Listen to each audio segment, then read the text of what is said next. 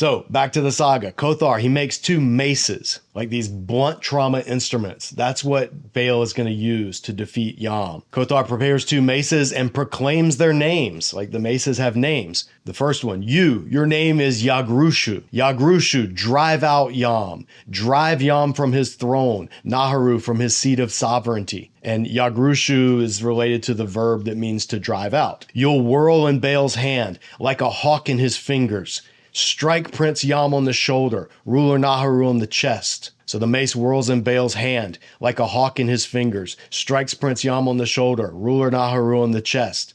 But Yam is strong. He does not collapse. His joints do not go slack. His body does not slump. The first mace that Kothar made doesn't do the job, but Kothar prepares 2 maces. Your name is Ayamuru. Ayamuru, expel Yam from his throne, Naharu from his seat of sovereignty. And there's a little bit of question of which verb this word Ayamuru comes from, but it's possibly related to the verb that means to expel, which makes sense contextually. You'll whirl in Baal's hands like a hawk in his fingers, strike Prince Yam on the head, ruler Naharu on the forehead. Yam will go groggy and fall to the ground. So the mace whirls in Baal's hand like a hawk in his finger, strikes Prince Yam on the head, ruler Naharu on the forehead. Yam goes groggy, falls to the ground. His joints go slack, his body slumps. Baal grabs Yam and sets about dismembering him, sets about finishing ruler Naharu off. So here's the famous account where Baal, the storm god, destroys the chaos serpent. This is similar to the Enuma Elish, where Marduk, the Babylonian storm god, destroyed Tiamat, the Babylonian chaos dragon, and split her body in half. Well, you see the same thing in the Canaanite version, is Baal, the storm god, crushes the forehead of the chaos serpent and then dismembers his body. We have a video here on our Bible Backgrounds playlist called Dragons in the Bible, and we talk all about this theme. And there's also a Superhero Seminary episode where Professor Aquaman, over my shoulder here, also talks about this theme. So we've talked about this here at the dojo, but I know we've got a lot of new viewers. So check those videos out if you want more background. And while he's doing this, his buddy Athtar is cheering him on. By name, Athtar reprimands him. Scatter him, mighty Baal. Scatter him, cloud rider. For Prince Yam is our captive. Ruler Naharu is our captive. So he's urging him, like, don't just kill him. Scatter him. Like, dismember him. Send his body all over. And so Baal does it. Mighty Baal disperses him. Then there's breaks in the tablet. You know, that's what these line breaks are. But somehow someone announces, Yam is certainly dead, Baal. Yam is certainly, and then it breaks off. So then after this, to celebrate the destruction of the chaos serpent, Baal holds a feast. He arises, prepares, and gives him food. He cuts the breast cut before him. With a salted knife does he cut a slice of fatling. He arises, serves, and gives him drink. He puts a cup in his hand, a goblet in his 2 hands, a large vessel mighty to look upon, belonging to the furnishings of the heavens, a holy cup which women may not see, a goblet which Asherah herself may not eye. 1,000, whatever this is, measures he takes from the new wine. 10,000 he mixes into his mixture. Now this is possibly part of an actual sacrificial ritual. You would present the deities in the temple, the idols. You would actually take food to the idols, and that was seen as providing food for the gods. So this is describing a feast for Baal, but this could be part of the worship liturgy of the people who worship Baal. So then there's a party. He arises, chants and sings, cymbals being in the hands of the goodly one. The good-voiced youth sings for Baal in the heights of Saphanu, or Mount Zaphan. So Baal is partying on Mount Zaphan after destroying Yam. And then there's a section in the poem where we see how violent Anath is. Anath goes to war. Don't know why, don't know who she's fighting. But it says, the gate of Anath's house is closed, and she meets the lads at the base of the mountain. Thereupon Anath begins to smite her adversaries in the valley, to attack them between the 2 cities. She smites the peoples dwelling on the seashore, wreaks destruction on the humans dwelling to the east. Under her are heads like balls, decapitated heads laying on the ground like balls you would kick around. Above her are heads like locusts. Heaps of fighters' hands are like heaps of grasshoppers. So you got severed heads laying on the ground like balls. You got severed hands flying through the air like locusts. And you've got severed hands piling up on the ground like dead grasshoppers. And, after a locust plague, when all of the animals die off, there's just heaps and heaps of these grasshoppers everywhere. So that's the image going on. She attaches the heads around her neck, ties hands at her waist. So Anath is like taking these decapitated heads as trophies. Like think of Predator or something like that. Like the heads and the hands that are cut off, she's wearing them around her. Up to her knees, she wades in the blood of soldiers, to her neck in the gore of fighters. With her staff, she drives out the potential captors, with her bowstring the opponents. Now, this is echoed in the book of Habakkuk, this imagery. Habakkuk draws from the Baal myth, and we'll talk about that maybe in a future video when we go through Habakkuk, his prayer in chapter 3. But in chapter 3 of Habakkuk, there's this verse that says, "You uncovered your bow and you called for many arrows. You split the earth with rivers." Well, this word for arrows is actually the word for staff. And so English translations are like, staff, like little staffs, meaning arrows. But it's the word matoth, staffs. So the idea of a bow and a staff in the Hebrew, this is pulling from, I think, from the imagery of Anath in the Baal epic. And in this case, it's describing, again, God himself, not Anath, this angry warrior goddess, but Yahweh himself coming in vengeance. And then after this massive slaughter, Anath says, then Anath goes to her house. The goddess arrives at her palace, but she's not sated with smiting her adversaries in the valley, with attacking them between the two cities. She prepares chairs for the fighters, prepares tables for the armies, footstools for the warriors. So she's like setting a feast, going to invite all these warriors. So it seems that the warriors who she invites for this feast come, and instead of feasting with them, she attacks. Much she smites, then looks, attacks, then gazes on her handiwork, does Anath. Her liver swells with laughter, her heart is filled with joy. Anath's liver with success.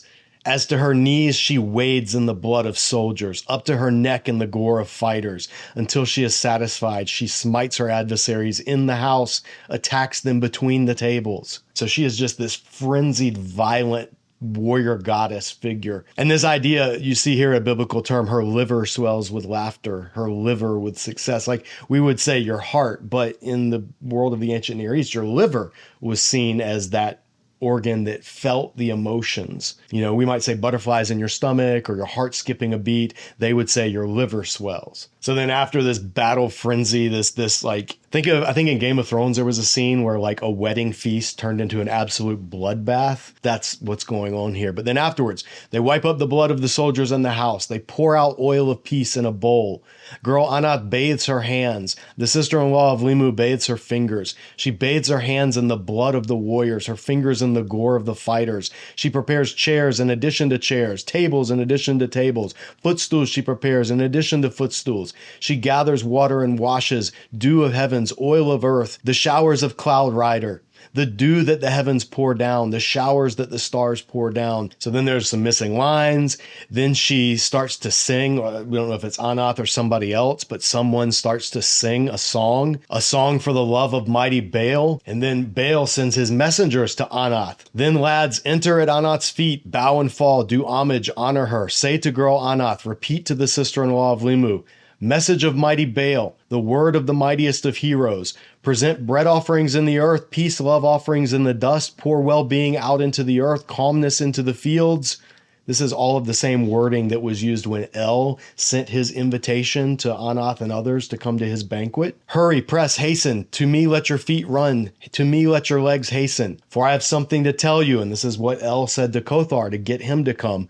For I have something to tell you, a matter to recount to you, words regarding wood, whisperings regarding stone, conversing's of heaven with earth, of the deep with the stars. I understand lightning which not even the heavens know, a matter which men do not know, which the hordes of the earth do not understand. Come, I will explain it for you in my mountain, divine Saphon, in the holy place, in the mountain that is my personal possession, in the goodly place, the hill of my victory. There's a lot of imagery here to unpack. Look at what Baal is saying. He understands lightning. He's the storm god. He understands lightning, which not even the heavens know. And men don't know. Hordes of the earth don't understand. But he'll explain it. In his presence, he'll explain it. This should bring to mind God's speech to Job out of the whirlwind. And him asking Job, hey, can you tell me how the world works, how creation works? Do you understand the lightning, Job? Do you know about the storm? So to me, this gives a little richer background to God showing up and why he's saying the things he says to Job. He's using ancient stock imagery to describe the mighty God revealing truth, or the one who knows truth that's hidden from all of humanity. You're hearing resonances of what the pagans, ancients believed about Baal, but it's being applied to, it's being spoken of God himself. Now, then there's a strange section. This God, or these two gods, come and bring a message. And then she says, and this is where it's a little strange. She says, what enemy has arisen against Baal? What adversary against Cloud Rider? I have smitten El's beloved, Yam. I have finished off the great god Naharu. I have bound the dragon's jaws, have destroyed it, have smitten the twisting serpent, the close-coiled one with 7 heads. So now in this, Anath seems to be saying she is the one that has destroyed the chaos serpent, but we know from earlier in the epic that it was Baal who did it. So honestly, I don't know what's going on here. This may be a rival tradition. This may be her speaking as if she is Baal. I don't know. I'm not enough of an Ugaritic expert to know, but there's some interesting imagery here as well. Look at this. I have bound the dragon's jaws, have destroyed it, have smitten the twisting serpent. In Isaiah 27, look what God says. In that day, the Lord will punish with his sword, his fierce, great, and powerful sword, Leviathan, the gliding serpent, Leviathan, the coiling serpent. He will slay the monster of the sea. Now, Isaiah 27 is predicting the eschatological victory of God over the forces of evil, and it's using the imagery that comes straight from the ancient Near East combat myth. This is a figure of speech. This is a way of describing victory over evil, over all the forces of chaos. And when the psalmists were looking back to the Exodus, describing God's victory over the Egyptian gods and Pharaoh himself and bringing his people out, look how they describe it. Psalm 74, it was you who split open the sea. By your power, you broke the heads of the monster in the waters. This is direct imagery from the ancient Canaanite combat myth. It was you who crushed the heads of Leviathan and gave it as food to the creatures of the desert. It was you who opened up springs and streams. You dried up the ever-flowing rivers. Nahar. So Psalm 74 is pulling well-known stock imagery from the ancient world and using it, ascribing it to Yahweh in celebration of his victory over Egypt. And then Isaiah uses it to describe his ultimate victory over evil itself in the day of judgment, the day of the Lord. So Anath continues on with her boasting. She says, I've smitten for silver, have repossessed the gold of him who would have driven Baal from the heights of Saphan, him who would have caused him to flee like a bird from the seat of his power, him who would have banished him from his royal throne, from his resting place, from the seat of his dominion. So what enemy has arisen against Baal? What adversary against Cloud Rider? Look at these terms describing the God, his royal throne, his resting place, the seat of his dominion. These are all terms that are found describing elements of God among Israel. Whether it's the mercy seat, the Ark of the Covenant, whether it's heaven is my throne, earth is my footstool, whether it's entering into God's rest, these phrases should start to make the biblical text meanings come alive. So then I guess to calm down Anath, the messengers come and you know, she's like, who's done all this? Who's, you know, who am I going to fight? Like, she's just super violent. It says the lads answer up, no enemy has arisen against Baal, no adversary against Cloud Rider. Rather, we have a message from mighty Baal, a word from the mightiest of warriors. They basically just repeat what Baal sent them to say. So she agrees to come. I'm going to come to your banquet. May Baal place his watering devices in the heavens. May Hadu bring the rains of his...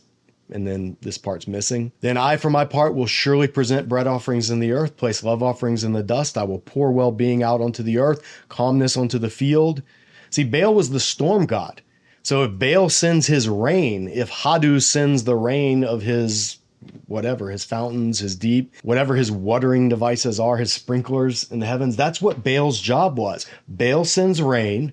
Rain then makes the crops grow, and because the crops grow, we can then offer these sacrifices back to Baal and appease him, feed him, give him his party so that he'll send more rain. This is the mind behind the ancient Baal worship. So Anath gets to Baal's place on Mount Zaphon. She heads toward Baal in the heights of Zaphon, from 1,000 yards off, 10,000 furlongs. Baal sees his sister coming, his father's daughter striding along. He shoos the other women away, places beef in front of her, a fatling before her. She gathers water and washes dew of heavens, oil of earth, the dew that the heavens pour down, the showers that the stars pour down. She beautifies herself with, again, whatever this, probably a spice or some type of aromatic resin, that range 1,000 furlongs in the sea. And now at the party, there's a broken off line here, but something happens, they're celebrating, and now Baal starts his complaint. He says, "For Baal has no house, as do the other gods, no court as do the sons of Asherah, no dwelling as does El, no shelter as do his sons, no dwelling as does the great lady Asherah of the sea." So Baal is like, I don't have a house. I live here on Mount Zaphon. I'm throwing a party, but I'm in a tent at best. I need a palace. I defeated Yam. I am the mighty God. I'm the one who knows how lightning works. I'm the one who sends rain. I need a house. It was proper in the ancient world. After a great battle, a god would build a temple, and that would be his palace, and he would settle down on his holy mountain. These are concepts in the ancient world that were just the norm, and Baal has not experienced this. So Anat replies, "The bull, my father El, will come around to me. He'll come around to me and to him," and then it's garbled there. And then she says, "I'll trample him to the ground like a lamb. I'll cause his gray hair to flow with blood, the gray hairs of his beard with gore. That is, if he does not give a house to Baal like that of the other gods, a court like that of the sons of Asherah." So she's just like, oh, I'll make him build you a temple. And if he doesn't, I'll do what I do because I'm Anath. So Anath goes off to El. She digs in her feet, takes off across the earth. She heads off towards El at the source of the double river, midst the uprisings of the deeps. She penetrates El's abode. She enters the dwelling of the king, father of Shunama. She bends over and enters the abode, addresses the Lord of the gods. The bull, her father El, hears her voice, responds from within 7 rooms, from within 8 locked chambers. "You must cry aloud to El, your lord." Then it's broken here. "Shapsu, luminary of the gods, glows hot. The heavens are powerless under the control of Mot, the beloved of El." So this line, I don't know how it fits in, don't know what came before it or after it, but this is introducing a figure who's about to play a significant part, which is Mot, the god of death. But Anu responds, "In grandeur of your house, O El, in the grandeur of your house, do not rejoice. Do not rejoice in the height of your palace. Will I not seize them in my right hand, squeeze them in my broad grasp? I'll smite the something of your head. I'll make your gray hair flow with blood, the gray hairs of your beard with gore." So she is just feisty Anath as usual, threatening the high god El in his abode, in his tent, in the inner chamber of his tent, on his holy mountain. Anath has no chill. So El responds, grandfatherly El responds from within the 7 rooms, from within 8 locked chambers. "I know you, my daughter. I know that you are a manly sort, and that among goddesses there is none so emotional as you." Like, okay, calm down. You're a little emotional. Not a good thing to say to a woman who slaughters and beheads people and cuts their hands off, but that's El. So he says, "What do you request, Anath?" And girl Anath replies, "Your decision, El, is wise. Your wisdom is forever. Your decisions provide a life of good fortune. Now our king is mighty Baal. He is our ruler, and there is none above him. All of us other gods bear his vessel. All of us bear his cup." So this would indicate like subservience to Baal, to bear his vessel, bear his cup, to serve him, maybe to drink in honor of him or to toast him. But they have chosen, because Baal defeated Yam, the sea god, the chaos monster, Baal is the ruler of the gods. He is our ruler. There is none above him. She's saying this to the high god El, acknowledging the superiority of Baal. And obviously this is in direct contradiction to the faith of Israel. So you have the psalmist in Psalm 95 saying, "For Yahweh is the great God, the great king above all gods. In his hand are the depths of the earth, and the mountain peaks belong to him. The sea is his, for he made it. His hands formed the dry land. Come, let us bow down and worship. Let us kneel before Yahweh, our maker, for he is our God, and we are the people of his pasture, the flock under his care." So you see how the psalmist used imagery that was used of the Canaanites to describe Baal, and they reappropriate it to describe what they think is the true God, Yahweh, not Baal. But back to the epic, Anath, it gives El the message, basically. She tells El about Baal, but groaning he does cry out to the bull, his father El, to the king who established him. He cries out to Asherah and her sons, to the goddess and the host of her kin. Baal has no house, as do the other gods. Goes on and repeats the complaint. I don't have a house. All the other gods have houses. I don't have a house. So El summons, once again, Kothar, the craftsman god. Cross the mountain, cross the height, cross the shores of heavenly Nupu. Have your nets drawn in, O fishermen of Asherah. Come, O Kudushu, and this is probably holy ones, Amruru, these messengers, whoever they are. You must head off to Memphis, to the god of it all, to Crete, which is the throne on which he sits, to Memphis, which is the land of his own possession. Through 1,000 yards, 10,000 furlongs, at the feet of Kothar, bow and fall, do homage and honor him. Say to Kothar, repeat to Hayinu the handicrafter, message of mighty Baal, the word of the mightiest of warriors. So then tablet 3 breaks off, then tablet 4.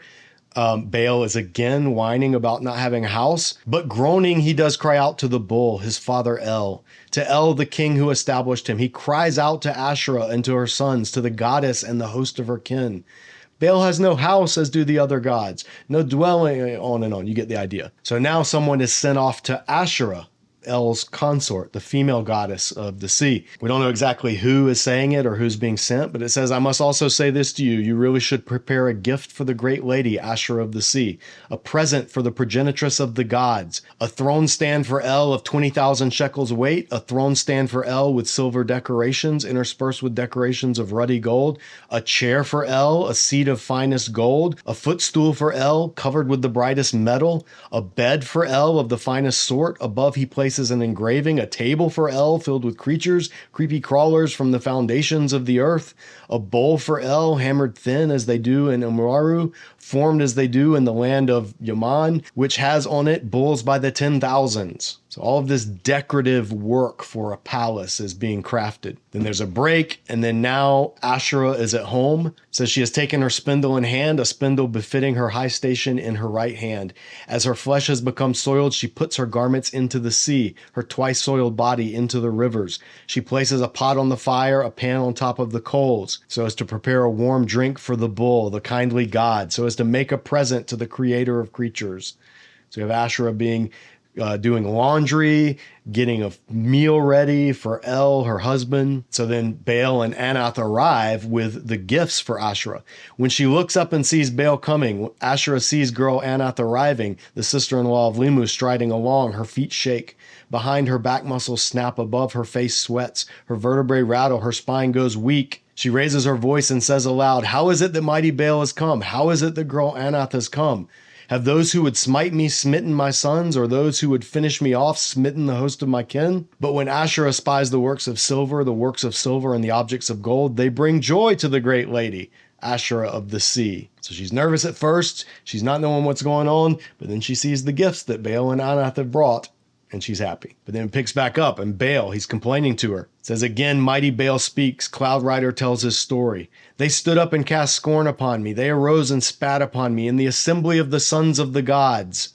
And this is divine council language. You see this in Psalm 29. You see this in Psalm 82. The sons of the gods, B'nai Elohim, that has resonance right with this text. So in the assembly, in the divine council, was set upon my table mockery in the cup from which I drink. Somehow there was a party. People were behaving in a way that Baal didn't like. He's telling Asherah about it. Then they finally arrive at Asherah's house. So possibly this whole incident was going on their way. And then it jumps back. Thereupon mighty Baal arrives. Girl Anath arrives. They offer the gifts to the great lady, Asherah of the sea, the presents to the progenitress of the gods. The great lady, Asherah of the sea, responds, how is it that you offer gifts to the great lady, Asherah of the sea, presents to the progenitress of the gods? Have you offered gifts to the bull, the kindly god, presents to the creator of creatures? El is who she's talking about.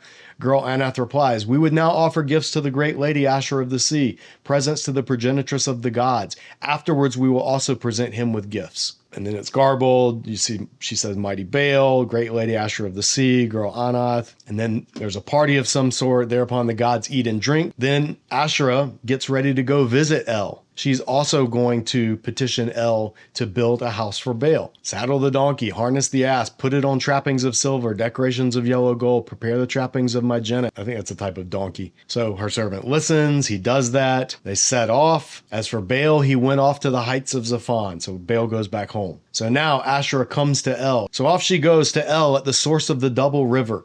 Midst the uprisings of the deep, she penetrates El's abode, enters the dwelling of the king, father of Sunama. At El's feet she bows and falls, does homage and honors him. When El sees her, his brow unfurrows and he laughs. He taps his feet on the footstool and snaps his fingers. He raises his voice and says aloud, "How is it the great lady Asherah of the sea has come? How is it she has entered here, the progenitress of the gods? Are you really hungry because you've been wandering? Are you really thirsty because you've been traveling all night? Eat or drink. Eat some bread at the table. Drink some wine from a goblet, some red wine from the golden cups. Or is it the hand of El that has excited thoughts in you, the love of the bull that has aroused you?" And this is funny because hand here is a euphemism. He's not talking about his hand. He's talking about another part of his body. So he's like, "Come eat, drink, party. Or are you here for another reason?" Wink, wink. It's just a funny line. And so Asherah, great lady of the sea, replies, "Now our king is mighty Baal. He's our ruler and there is none above him. All of us other gods bear his vessel. All of us bear his cup. But groaning, he does cry out to the bull, his father El. To El, the king who established him. He cries out to Asherah and to her sons, to the goddess and host of her kin. Baal has no house, as do the other gods." Again, this is the third time we've heard this. So El gives the go-ahead. The gracious one, the kindly God replies. And this is like ironic. He's like, wait, so you could render these as questions. So am I a servant? Are you a servant girl that you should make the bricks? Like, is this something we should be doing? So this is, it's sarcasm. But then he relents. Let a house be built for Baal like the other gods, a court like the courts of the sons of Asherah. So great lady Asherah of the sea replies, "Great indeed is your wisdom. Your gray beard surely instructs you. The respite that is yours alone surely instructs you. For now Baal can send his rain in due season." And this is the key. Baal wanted a house, a palace, so that he could exercise his authority. He could send the rain properly. For now, Baal can send the rain in his due season, send the season of driving showers. Can Baal shout aloud in the clouds, shoot his lightning bolts to the earth? A house of cedar he may complete, even a house of bricks he may raise. Like, he's not living in a tent. He's going to get a palace. And again, this is imagery that should bring to mind whenever God uses it in the Old Testament. Look at Job 37. He unleashes his lightning beneath the whole heaven and sends it to the ends of the earth. After that comes the sound of his roar. He thunders with his majestic voice. When his voice resounds, he holds nothing back.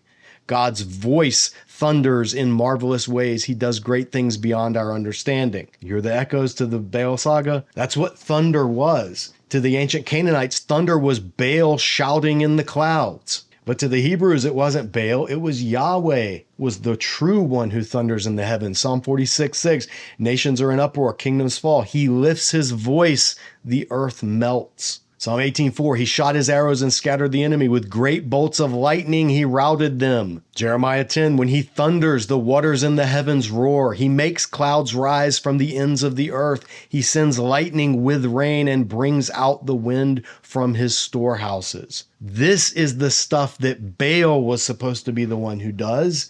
And the Hebrew Bible says, no, Yahweh and Yahweh alone is the one who does it. So then Asherah announces they can start building Baal's palace. Let them announce to mighty Baal, summon an entire caravan to your house, wares to your palace. Let the mountains bring you massive amounts of silver. Let the hills bring you the choicest gold. Let them bring you magnificent gems. Then build a house of silver and gold, a mansion of purest lapis lazuli. Now, this should call to mind the Exodus, the building of the tabernacle. Everyone comes and brings their gold, their silver, their precious stones. Why? To build the house, the tent, the tabernacle of Yahweh. Where? At the base of Mount Sinai. When? After he has just split the head of the sea serpent at the Exodus. These connections are not accidental. Everything about the Hebrew Bible is saying that Yahweh is God. Yahweh is the one who rides on the clouds. Yahweh is the one who crushes the head of the serpent, not Baal, not Marduk, not any other god. So then they give the message to Anath to go tell Baal he's going to get his house. So Baal makes preparations. This brings joy to mighty Baal. He summons an entire caravan, and it just repeats it again. And then he sends a message to Kothar. Don't know what exactly is. The text is broken. But Kothar arrives. Thereafter, Kothar arrives. They place beef in front of him, a fatling before him. A chair is prepared, and they seat him at the right hand of mighty Baal. While the gods eat and drink, mighty Baal speaks up. Hurry, raise a house, Kothar. Hurry, raise a palace. Hurry, you must build a house. Hurry, you must raise a palace on the heights of Saphon. A house covering 1,000 acres, a palace covering 10,000 hectares. Like, get to work, Kothar. I need my house. So then there's this great scene. The owner, Baal, and the contractor, Kothar, they argue about a window. Kothar replies, listen, O mighty Baal. Understand, O cloud rider. Must I not put a latticed window in the house, a window opening in the palace? So Kothar is like, I'm going to build your palace, but I need to put a latticed window. Baal replies, you must not put a latticed window in the house. No window opening in the palace. Kothar replies, you'll come around, Baal, to my view. Kothar repeats his speech. Listen, please, mighty Baal, must I not put a latticed window in the house, a window opening in the palace? Mighty Baal replies, you must not put a latticed window in the house. No window opening in the palace. Lest Pidre, daughter of Aru, Tale, daughter of Rabu, El's beloved Yam, cast scorn upon me and spit upon me. Now, we don't know why a latticed window would be a cause for scorn. Possibly because there'd be no privacy, like people could see in. Possibly because it's an open window. They'd be able to literally spit upon him. Don't know exactly what. But Kothar just says, you'll come around, Baal, to my view. Like, Kothar's the builder. He knows that the palace needs a window. So then the palace is built. Hurriedly, they built his house. Hurriedly, they raise his palace. Some workers go to Lebanon and its trees, to Sirion and its choicest cedars. Now, these are familiar names. Deuteronomy 3:9, Hermon is called Sirion by the Sidonians. So they're talking about the area of Mount Hermon. This is up in Lebanon, and it was known for its cedars. This is actually picked up in Psalm 29, which is almost a hymn to Baal that's been taken over and rewritten, dedicated to Yahweh. And it even talking about Yahweh says, he makes Lebanon leap like calf, Sirion like a young wild ox. So this is where they're bringing these cedars, these trees, and then the work gets started. Fire is placed in the house, flames in the palace. For a day, 2 days, the fire consumes fuel in the house, the flames consume fuel in the palace. For a third day, a fourth day, fire consumes fuel in the house, flames consume fuel in the palace. For a fifth day, a sixth day, fire consumes fuel in the house, flames consume fuel in the palace. Does this sound familiar? Then on the seventh day, the fire is removed from the house, the flames from the palace. Voila! The silver has turned into plaques, the gold is turned into bricks. 6 days of creating using fire, smelting or using a furnace. 6 days, the fire's burning. And then on the seventh day, it's finished. That should sound familiar. This brings joy to mighty Baal. You've built my house of silver, my palace of gold. Then Baal completes the furnishing of his house. Hadu completes the furnishing of his palace. So then, of course, after you've built a palace, what do? You have a banquet. He slaughters bovids and copravids. He fells bulls and fattened goats, yearling calves, lambs, and great numbers of kids. He invites his brothers into his house, his kin into his palace. He invites the 70 sons of Asherah. He provides the gods with rams and wine. He provides the goddesses with ewes and wine. He provides the gods with bulls and wine. He provides the goddesses with cows and wine. He provides the gods with chairs and wine. He provides the goddesses with seats and wine. He provides the gods with jars of wine. He provides the goddesses with barrels of wine. A lot of wine. Wine was a big thing in ancient pagan worship. So the gods eat and drink. They take sucklings with a salted knife, cutlets from a fatling. They drink wine from goblets, red wine from golden cups. Then there's a note about Baal possessing cities. He goes from city to city, goes from town to town. He takes possession of 66 cities, of 77 towns. 80 does Baal something, 90 does he something. Don't really know what the text says. So Baal has his own conquest narrative after his palace is built on his holy mountain. Are there echoes of Joshua in here? Could be. And then Baal decides he wants a window after all. Then Baal returns to his house. Mighty Baal speaks up. I'm going to charge Kothar this very day, Kothar this very moment, with opening up a window in my house, a latticed window in my palace. And here's actually now we see why it's important. With opening up a rift in the clouds, according to the pronouncement of Kothar. So this is what it is. Baal's window, the latticed window of his house, is the thing that rain falls through. Baal's the storm god. The rain is what he sends. If there's no window, if there's no opening, he can't send out the rain. And so that's the image going on here. Kothar breaks out laughing. He raises his voice and says, "Didn't I tell you, mighty Baal, that you, Baal, would come around to my word?" So he opens up a window in the house, a latticed window in the palace. Baal himself opens up the rift in the clouds. Baal emits his holy voice. Baal makes the thunder roll over and over again. His holy voice causes the earth to tremble. At his thunder, the mountains shake with fear. The high places of the earth totter. Baal's enemies grasp hold of the trees of the forest. Hadu's adversaries grasp hold of the flanks of the mountains. So his window is complete. He can send his storms. He can thunder his voice. This entire section, read Psalm 29 with this in mind, and Psalm 29 will make a lot more sense of what the psalmist is saying and where he's getting the imagery from.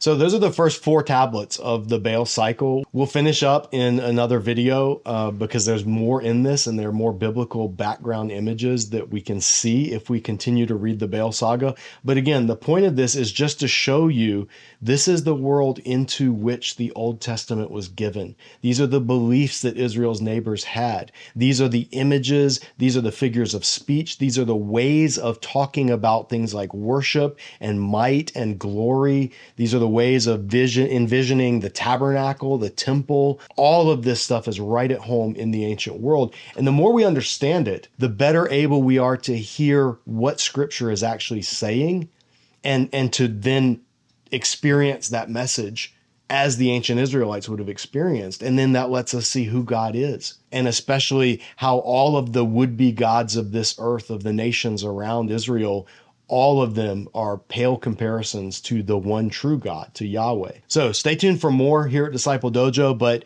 for now, we'll call it a wrap, and we'll come back and finish up the rest of the Baal saga in our next episode. That's all for now. Take care. As always, keep training.